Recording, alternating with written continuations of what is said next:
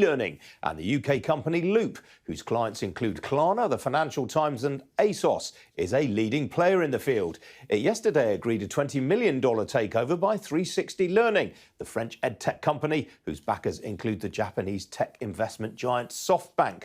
Well, joining me now is Loop's chief executive, Ben Muzzell. Ben, welcome to you. Why did you choose to sell rather than carry on growing the business yourself?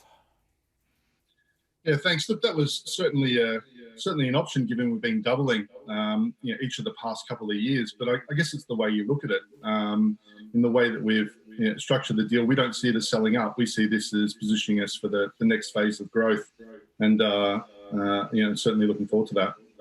And how do you see yourself fitting together with 360Learning?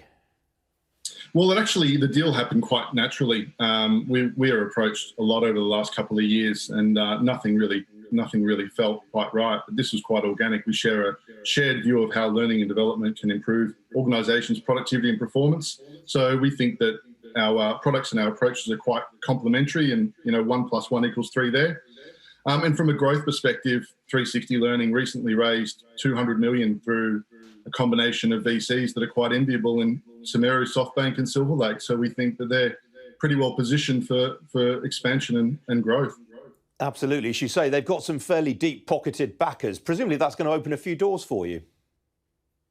Yeah, that's certainly the idea. I think that we're very big on product-led growth, and we've got a lot of ideas around innovation that we can bring to the market, and the combination of that and just the financial muscle to be able to spread quickly in an industry that's set to double in the next 5 years. And who's the competition? Who do you regard as the main rivals? Oh, look, there's a lot of big players out there that you'll see in the media, Docebo, Degreed, and so on. But we feel like we've got a unique approach that doesn't rely on hitting hopes and silver bullets. It's more about focusing on the collaboration and the context of an organisation itself to increase productivity and performance, rather than the hopes of generic content filling the skills gap.